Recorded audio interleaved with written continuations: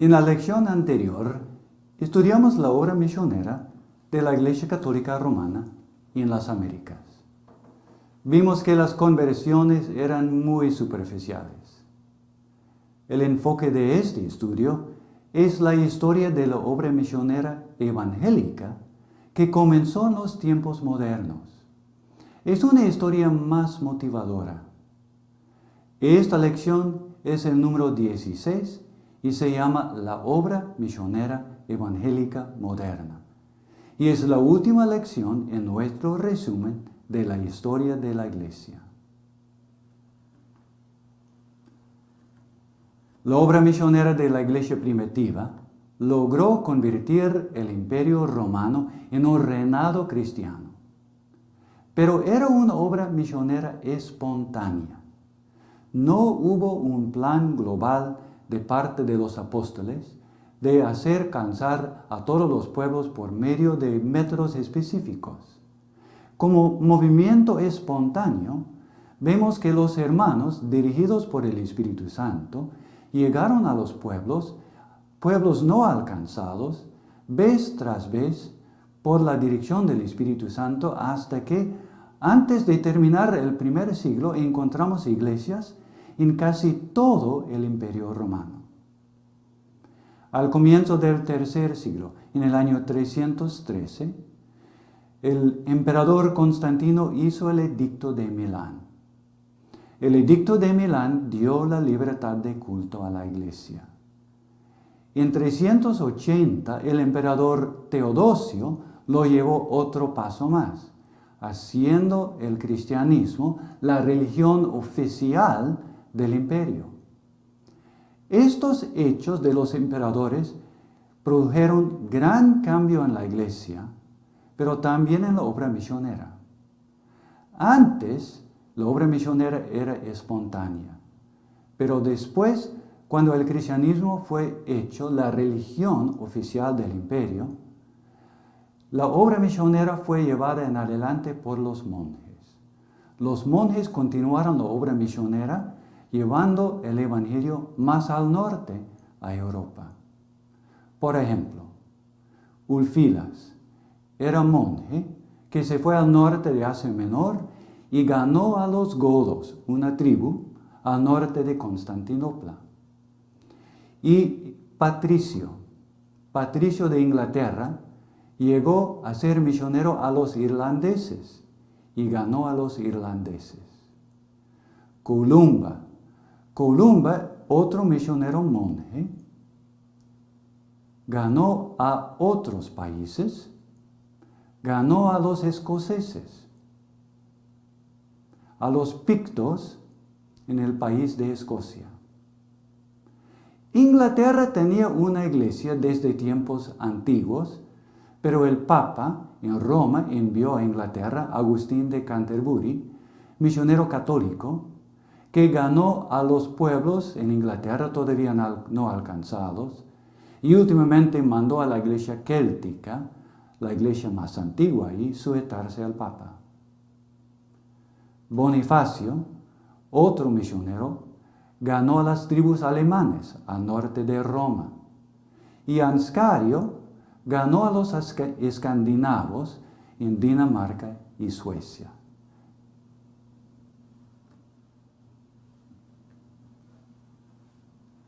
Después de Anscario, hay una pausa grande en la obra misionera hasta la Reforma. Por un motivo, no hay muchos movimientos misioneros por casi 500 años y más. Durante la Reforma hay poca actividad misionera. Menos la obra misionera católica en las Américas, que era muy superficial y llevaba una doctrina equivocada. Martín Lutero y otros creían que la Gran Comisión era solo para los apóstoles. Casi el único pastor evangélico que enviaba misioneros era Juan Calvino.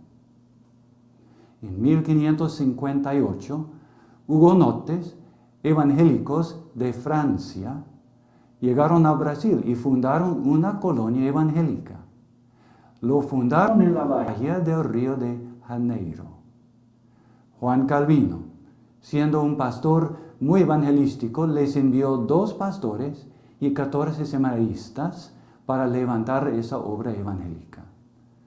Pero en 1567, los portugueses, animados por los jesuitas, destruyeron la colonia evangélica y desapareció. Después, hay otra pausa en la obra misionera por 2 siglos más. El movimiento misionero evangélico moderno comenzó por fin en el siglo XVIII, casi 2 siglos después de la Reforma, y comenzó en la Iglesia moraviana. La Iglesia moraviana era de la parte alemana del Santo Imperio Romano, y ahí comenzó el movimiento misionero, en una iglesia que se separó de la Iglesia luterana por motivos bíblicos, buscando vivir la fe cristiana en una forma más verdadera. El pastor de la iglesia moraviana era el conde Nicolás von Zinzendorf. Y estos hermanos, cuando escucharon del abuso de los nativos en el Caribe, el abuso de los nativos por casi encomenderos, haciendo todos los encomenderos habían hecho años antes, se preocupaban mucho y determinaron enviar misioneros. Adoptaron un método casi nuevo, pero bien bíblico, el método de autosostenimiento del misionero mismo. El misionero recibió de la iglesia una ofrenda para arrancar la obra misionera y para el viaje. Llegando al país extranjero, tenía dinero para comer y para vivir por 6 meses hasta 1 año, pero tenía la tarea de encontrar trabajo en el nuevo pueblo y así evangelizar mientras trabajaba. Tomaron el ejemplo bíblico de Pablo, lo que llamamos hacedores de carpas, lo que Pablo hizo cuando llegó a la ciudad de Corinto. Lo encontramos en 8:18:3. Hechos 18:3 dice que cuando Pablo llegó a Corinto, no teniendo apoyo de las iglesias, pero teniendo la habilidad de trabajar como hacedor de carpas, al comienzo trabajando durante el día, evangelizando a la gente que venía al negocio y predicando en las noches, sosteniéndose hasta que las iglesias se animaron darle un apoyo económico. Los primeros misioneros moravianos fueron enviados de Alemania al Caribe en 1732, al mismo lugar donde habían escuchado de los abusos de los nativos. En 1733, el año siguiente, enviaron misioneros a Groenlandia. En 1734 enviaron misioneros a Norteamérica. En 1735 enviaron misioneros a Sudamérica. En 1736 enviaron misioneros a Sudáfrica. Y en 1771 abrieron una obra en Canadá. Enviaron muchos misioneros. Como promedio calculamos hoy en día que enviaron un misionero por cada 60 miembros de la iglesia. Lo voy a decir de nuevo. Por cada 60 miembros de la iglesia lograron enviar un misionero. Muchos han comentado que es la iglesia más animada a la obra misionera en la historia de la iglesia en todos los años y debe ser desafiante para nosotros. Hoy en día nos desanimamos, decimos, pero no estamos en condiciones para enviar misioneros. No alcanza lo que tenemos para enviar misioneros. Pero la historia de la iglesia nos dice, la Biblia nos dice, y nuestro gran Dios nos dice, que por medio de la fe hay mucho más que podemos hacer. Después de la iglesia moraviana, en el mismo siglo, encontramos el verdadero padre de misiones modernas, que es el pastor Guillermo Carey, un pastor bautista de Inglaterra. Guillermo Carey vino de una familia pobre, miembros de la iglesia anglicana. A 14 años de edad se preparó como aprendiz para ser zapatero.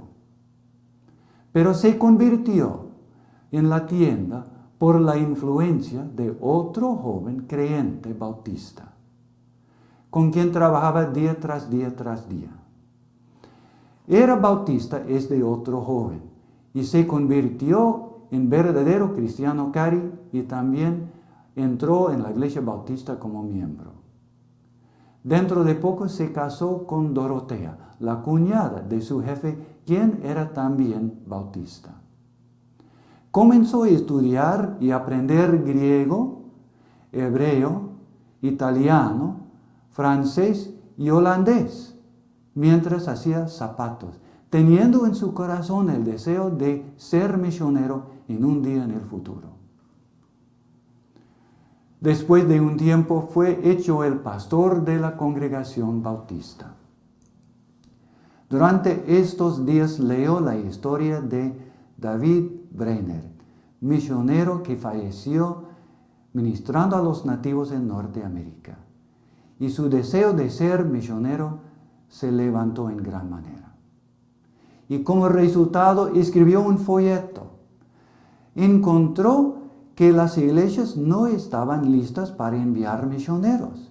Pero vio Carey que la Biblia manda enviar misioneros para ganar a todos los pueblos del mundo. Entonces, después de estudiar la Biblia, escribió un folleto afirmando la responsabilidad de la iglesia de cumplir con la gran comisión, en contra de las enseñanzas del momento en muchas iglesias que la gran comisión de Mateo 28, 19, 20 era nomás para los apóstoles, algo del pasado y no para hoy en día. El folleto dio resultado. En 1793 fue enviado Carey como misionero a la India con el primer grupo de misioneros bautistas de la Sociedad Misionera Bautista. Se fue en contra de los deseos de su padre, quien resistía hasta el final este deseo de su hijo de ser misionero. Y aún su esposa, Dorotea, resistía la llamada de Dios de su esposo. Llegando ahí, Carey se dedicó a traducir la Biblia a los idiomas de los pueblos en la India. Ahí fundó una empresa que publicó muchos folletos, libros evangélicos y aún la Biblia en los nuevos idiomas. La imprenta financió en parte la obra misionera cuando no llegaban las ofrendas. Y también la imprenta financió nuevas obras que no habían esperado abrir. Por medio del ministerio de Carey, fue estimulado la traducción de la Biblia a 40 idiomas en la India. Lastimosamente, su vida como misionero no era fácil. Dorotea, que resistía la llamada de Dios a su esposo, continuaba resistiendo esta llamada de Dios. Acompañó a su esposo, pero no contenta. Y resultó que al pasar los años, tenía que llevar la carga de esto, Carey, en su corazón, porque su esposa poco a poco se volvió loco, comenzando a perder la mente. Al mismo momento cuando los primeros indios se convirtieron en cristianos, en el mismo momento cuando cuando Dios dio fruto a la obra misionera. Y los demás misioneros tenían que ayudar todos a cuidar a esa mujer. La presión de vivir en otro país y la muerte de varios de los hijos, claro, obviamente eran grandes factores en esto. Pero es una lástima vio lo que pasó a su esposa. En 1900 falleció y pobre Cari tenía que continuar soltero, pero de todos modos no tenía la carga de cuidar siempre a la esposa. Cuando otros misioneros más jóvenes llegaron, causó conflictos entre los misioneros. Esta es una historia que pasa mucho en la historia de misiones y es una historia muy preocupante, porque la iglesia debe ser unida y también los misioneros en la obra misionera. Pero esto sí de verdad pasó allí. Los nuevos misioneros jóvenes combatían contra las estrategias y las ideas de los mayores. Y los conflictos dividieron la sociedad misionera en dos. Los nuevos misioneros levantaron su propia obra no muy lejos del ministerio de Guillermo Cari, en vez de entrar en un campo blanco. Y vivían al lado de Guillermo Cari y los mayores por muchos años, aunque no hablaban con los mayores año tras año tras año. Para terminar, una cosa que me anima mucho es el lema que adoptó Guillermo. Siempre decía: esperen grandes cosas de Dios, intenten grandes cosas para Dios. Guillermo Cari comenzó el movimiento misionero evangélico moderno, en un momento cuando las iglesias aún evangélicas resistían la idea, y comenzó un movimiento que continúa hasta hoy en día. Después de Cari, en el siglo XIX, el siglo después de Cari, se levantó otro gran misionero pionero, pero no en la India, pero en África. David Livingstone nació en 1813. David Livingstone era de una familia también pobre en Escocia. A los 10 años de edad, trabajaba en una fábrica de tejido, trabajando a una máquina, día tras día tras día, en la industria textil. Pero este joven tenía ambiciones para el futuro y mientras trabajaba en la máquina siempre tenía a la vista textos de la escuela y del colegio, estudiando mientras trabajaba. Y también tomaba clases en la noche en el programa nocturno del colegio, a veces trabajando 12 horas durante el día y después asistiendo a las clases 4 o 5 horas después de trabajar. Sus padres eran anglicanos, pero cambiaron y se juntaron a una iglesia independiente, tipo bautista. Y cuando David era joven, su padre resistía su interés en los libros científicos. David persistía leyéndolos. Su padre decía: la ciencia está en contra de la Biblia. Y se preocupaba por el hijo, prohibiendo al hijo leer estos textos científicos. Pero David continuó y llegó a leer un libro, La filosofía de un estado futuro, que era un libro que hablaba de la armonía entre la Biblia y la ciencia. Y el libro convenció a David Livingstone que no hay conflicto entre la ciencia y la Biblia. Y escuchando la voz de Dios, llamándole y diciéndole que tenía que ser misionero, determinó prepararse para ser doctor. Doctor misionero, aprovechando de la ciencia del momento para ser un misionero que tenía también la habilidad de ayudar a los nativos con la medicina moderna.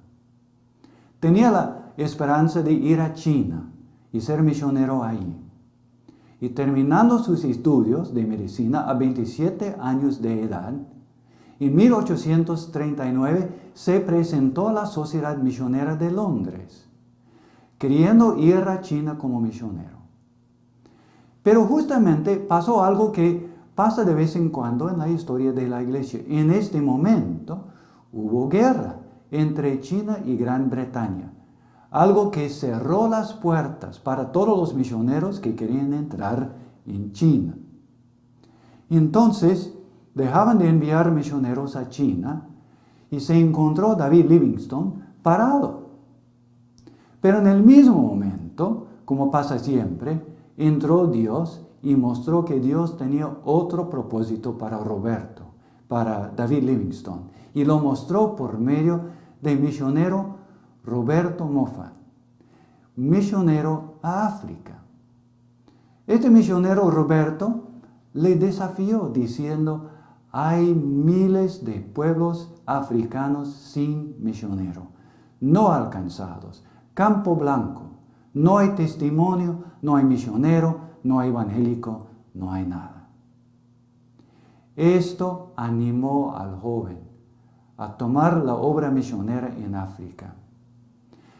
Cuando llegó a África, también se animó David Livingstone al ver la situación de los africanos de oponer el tráfico de esclavos, oponiendo el tráfico de esclavos que dominaba en la economía de África en todo el continente. Creía que la estrategia más indicada para parar el tráfico de esclavos era de reemplazar el tráfico de esclavos por un tráfico comercial de otros productos sanos africanos. Porque Livingstone era el primer europeo que logró entrar en el interior de África. Cuando entró, escribió muchos informes que fueron tomadas por la Sociedad de Geografía en Londres. Esto le hizo famoso. Últimamente salió de la Sociedad Misionera y se dedicó a trabajar solo como representante de la Sociedad Geográfica, pero todavía con un propósito misionero. Quiso descubrir una ruta comercial por el río para mantener un tráfico comercial de otros productos sanos de África. Como misionero, no era muy exitoso al fin y al cabo. Y aún peor, debemos comentar que sus descubrimientos geográficos resultaron mal, porque facilitaron la entrada del tráfico de esclavos en las áreas descubiertas. Al ver este mal, David Livingstone decidió últimamente entrar solo, dejando de dar informes y trabajar en el interior, desapareciéndose y trabajando en un lugar desconocido. Y por muchos años desapareció, y muchos buscaron este misionero durante muchos años, antes de encontrarlo de nuevo ministrando secretamente en un pueblo, donde logró ganar al cacique del pueblo. Como misionero no era siempre un buen ejemplo. A veces era terco, impaciente, egoísta. Tampoco cuidaba bien a su esposa, Mary, quien murió en el interior buscándola una vez en uno de los primeros viajes. Solamente logró convertir a un solo africano que acabo de mencionar, el jefe Seychelles, quien aprendió a leer y tradujo la Biblia al idioma de su pueblo, que más tarde produjo más fruto.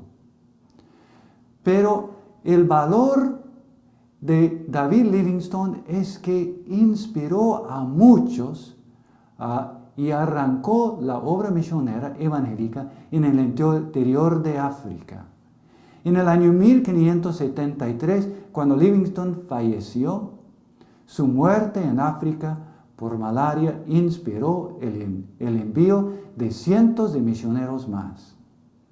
Sus informes motivaron la intervención de Gran Bretaña, también parando el tráfico de esclavos en África. Después de Livingstone, el próximo gran misionero pionero es Hudson Taylor. en los últimos años del mismo siglo se levantó. Hudson Taylor nació en Inglaterra de padres metodistas. Su padre era farmacólogo. Como joven abandonó la fe por un tiempo, pero fue convertido por medio de un folleto que leyó a 17 años de edad. Sintiendo la llamada de Dios para ser misionero, comenzó a estudiar griego, hebreo y también mandarina, idioma de China. Se trasladó a un barrio pobre en Londres, donde ayudaba a un médico, queriendo aprender algo de la medicina. Más tarde comenzó formalmente la carrera de medicina. Lástimamente no pudo terminar esa carrera, pero se preparó bien y ayudó a muchos con su conocimiento de la medicina. Predicaba al aire libre y ayudaba a los pobres mientras trabajaba por el doctor. Y en 1854 llegó a China como misionero. Llegó a la ciudad de Shanghái, donde había muchos misioneros. Pero comenzó a ministrar en el interior de China, donde no había misioneros. Campos blancos. Eran campos donde no habían visto a ningún extranjero.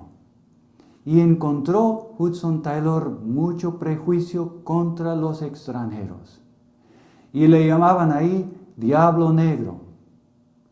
Viendo este prejuicio, buscó la manera de quizás lograr conocer a los chinos sin ofenderles. Y en este momento cambió de ropa y adoptó la ropa china para poder ministrar sin alarmar a los chinos. Algo que alarmó a los demás misioneros en el mismo momento, sí dio resultado, ganando a los chinos. Y comenzó las primeras obras exitosas en el interior de China. En 1858 se casó con María Dyer, hija de misioneros que nacieron en China, y pasaron muchos años felices trabajando juntos en la obra misionera. En el mismo momento, muchos oponían el matrimonio porque vieron a Hudson Taylor como un misionero un poco extraño por trabajar en el campo, pero el tío de María examinó la obra de Hudson Taylor y contó a María que era un carácter bien bueno y dio permiso al matrimonio. Años después, cuando volvió a la Inglaterra para completar sus estudios de medicina, fundó una sociedad misionera independiente que se llamaba la Misión para el Interior de China. Era la primera sociedad misionera interdenominacional. La sociedad no daba ninguna garantía de fondos. Los misioneros ministraban por fe, por medio siempre de ofrendas voluntarias de los hermanos y las iglesias. Llegaron a tener 800 misioneros en China. Todos los misioneros de la sociedad misionera adoptaron la ropa china, según el ejemplo del fundador. Era la primera sociedad misionera que recibía también como miembros misioneros solteras, porque en estos días veían que no había lugar para mujeres que querían ser misioneras si no eran casadas. Pero Hudson Taylor lo vio y dijo: hay que dar campo a las mujeres que han sentido la llamada de Dios. En 1900, al comienzo del siglo, hubo una rebelión en China. La rebelión Boxer. Una rebelión en contra de los extranjeros, y los chinos del interior de China se rebelaron contra el dominio europeo. En este momento, muchos extranjeros fueron matados, y 58 misioneros y 21 de sus hijos de la sociedad misionera de Hudson Taylor fueron martirizados en el campo. Después, Taylor perdonó en un momento de mucha emoción a todos que habían participado en estas matanzas. Y cuando el gobierno chino ofreció a la sociedad misionera una recompensa, lo negó y dijo: hemos perdonado todo. En 1905, Hudson Taylor falleció. Falleció en China, en medio de la obra, haciendo lo que quería siempre hacer: ganar a los chinos. Los tres primeros misioneros pioneros, Guillermo Carey en la India, David Livingstone en África, Hudson Taylor en China, hoy día son todavía conocidos en el mundo evangélico. Pero hago la pregunta: ¿cuál fue el misionero evangélico pionero que abrió los países de América Latina? Lastimosamente, este misionero pionero, David Thompson, es casi desconocido en las iglesias evangélicas. Diego Thompson era de Escocia, bautista, y comenzó la obra protestante evangélica en casi 10 repúblicas de América Latina. Es de la misma estatura de Carey, Livingstone y Taylor, pero hoy en día es casi desconocido. Su obra misionera comenzó en 1818. Cuando llegó a Buenos Aires, fue enviado a Sudamérica como representante de la Sociedad Bíblica Británica y de la Sociedad de Escuelas Ingleses y Extranjeras. Fue entrenado en el sistema educativo de José Lancaster, el sistema que ofrecía clases gratis a los más pobres, educando a los alumnos eruditos, quienes educaban a los demás. Durante los días de la Revolución, muchos países se animaron a levantar una obra de educación fiscal en los países de América Latina. Así invitaron a maestros extranjeros a venir. Diego Thompson llegó a Argentina, escuchando de esta necesidad, pero con el deseo en su corazón de ministrar como misionero. Llegó a Argentina y de inmediato fue recibido con mucho cariño y era maestro muy popular en el país. Usaba siempre la Biblia como maestro, utilizando la Biblia como el texto principal en el estudio y en sus clases. Logró fundar 100 escuelas en Argentina, dando a las escuelas la Biblia para estudiar. Tenía en total 5,000 alumnos. Los estudios aún animaban a los padres a comprar Biblias. Aún muchos curas le apoyaban.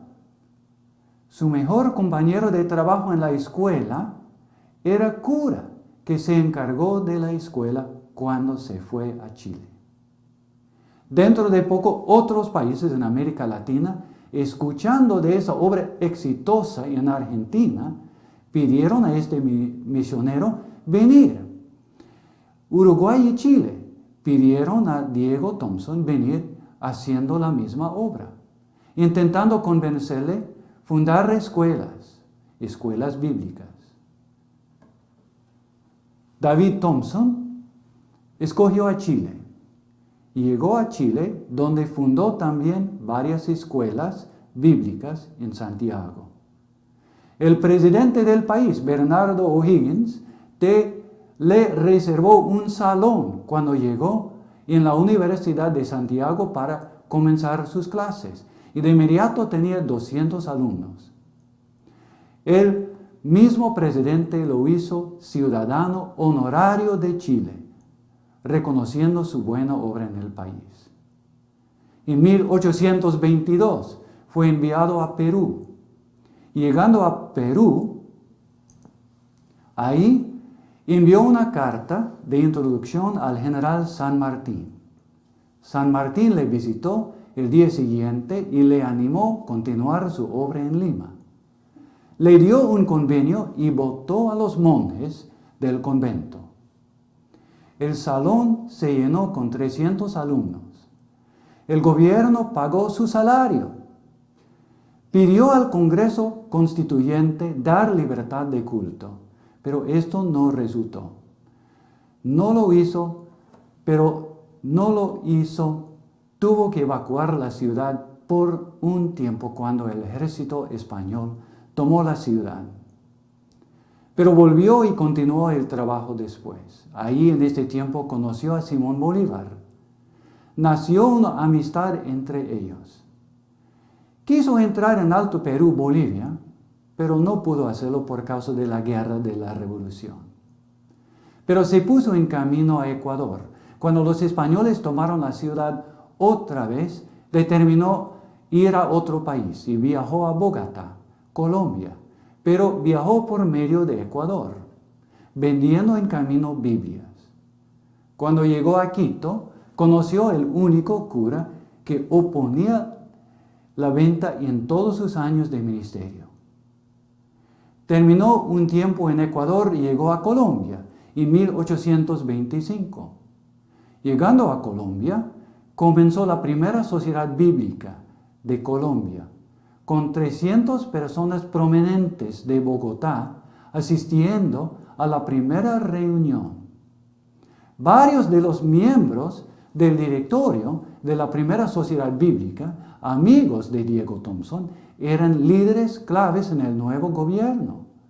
Estaba presente el secretario del Estado, el presidente, quien era presidente de la sociedad bíblica. El ministro de Finanzas era vicepresidente de la sociedad bíblica. Un senador era tesorero y 2 vicepresidentes eran curas. El Vaticano mandó a Colombia cerrar esta sociedad bíblica, pero no lo hicieron. En 1586 volvió Diego Thompson a Inglaterra para dar informe de su ministerio en América Latina. Pero al año de 1827 volvió a América Latina, a la Ciudad de México, donde trabajó por buen tiempo. Llegó a visitar casi todos los países de América Latina, menos Brasil y Venezuela, y América Central. Como sumario, Diego Thompson trabajaba como profesor, pero usando la Biblia. Abrió la puerta para el Evangelio en muchos países. Lastimosamente, hoy en día no es muy recordado, pero Dios reconoce todo lo que hizo, levantando la iglesia en estos países. En el siglo XX, el siglo XVIII fue el comienzo de la obra misionera moderna por medio de la iglesia moraviana y después por Guillermo Carey, David Livingstone, Hudson Taylor y Diego Thompson, quienes lo llevaron más adelante hasta entrar en el siglo XIX. Pero terminando el siglo XIX y al comienzo del siglo XX, el movimiento misionero se levantó de nuevo, esta vez por medio de universitarios. El primer universitario famoso era C.T. Studd, quien era de Inglaterra, quien era universitario y deportista famoso. Famoso también con sus 3 compañeros deportivos, que eran 7 en total. Y los 7 escucharon la llamada de Dios para ser misioneros. El joven Studd, el líder del grupo, se convirtió por el ministerio del evangelista Moody y la influencia de su padre. Como comenté, era deportista famoso en este momento, y famoso en la universidad y también en todo el país. Pero cuando su hermano menor se enfermó y casi murió, descubrió que la fama no vale mucho a la vista de la eternidad. En 1885 se ofreció a Hudson Taylor para ser misionero a China. C.T. Studd, con sus 6 compañeros universitarios, entonces se fueron a China como misioneros. Y ahí comenzó un movimiento misionero estudiantil en Inglaterra que duró por años después. Duró hasta más o menos 1920. El movimiento misionero estudiantil animó el envío de 20,000 o más universitarios durante estos años como misioneros. 30% de estos universitarios misioneros ministraban en China y 25% en la India y los demás en otros países. Eran claves en el envío de los misioneros, primeros misioneros también a México, y el comienzo de la Iglesia Evangélica Mexicana. A mediados del siglo pasado, el siglo XX, comenzó la segunda ola de misiones del siglo XX. Después del movimiento misionero estudiantil encontramos la segunda ola después de la Segunda Guerra Mundial. Al pasar las décadas del siglo pasado, del siglo XX, el movimiento misionero estudiantil bajó. Mucho ánimo fue perdido en los años 20 y los años 30. Pero al terminar la Segunda Guerra Mundial, muchos soldados cristianos volvieron a sus países habiendo visto las necesidades espirituales en otros países del mundo y preocupados por los pueblos no alcanzados con el Evangelio. Muchos completaron sus estudios universitarios y se presentaron para ser misioneros en otros países del mundo. Estos misioneros, en muchos casos, ex soldados, se levantaron de nuevo para ir de nuevo a otros países y levantaron otra obra misionera evangélica. Hoy en día la obra misionera está cambiando de nuevo. En los últimos años del siglo XX, la obra misionera ha comenzado otro gran cambio en misiones. Los países que tradicionalmente recibieron misioneros comenzaron a enviar misioneros. La Gran Comisión en Mateo 28, 19 al 20 dice, para todo creyente, por tanto, id y haced discípulos a todas las naciones, bautizándolos en el nombre del Padre y del Hijo y del Espíritu Santo, enseñándoles que guarden todas las cosas que os he mandado, y aquí yo estoy con vosotros todos los días, hasta el fin del mundo. Amén. Esto dijo nuestro Señor Jesucristo.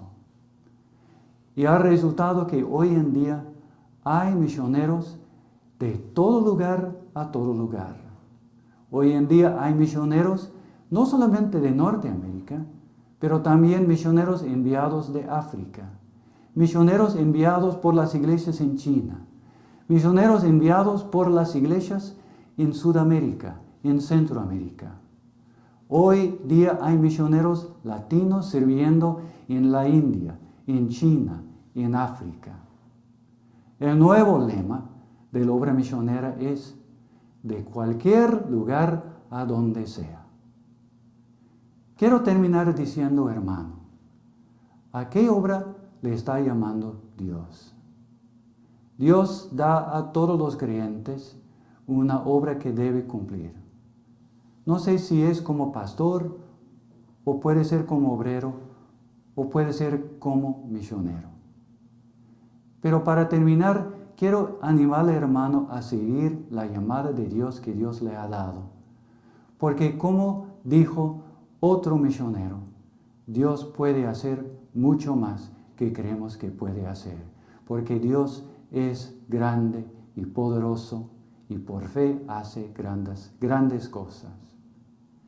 En este momento quiero agradecerles por el tiempo que hemos pasado juntos. Les pido seguir en el camino de Dios. Que Dios les bendiga.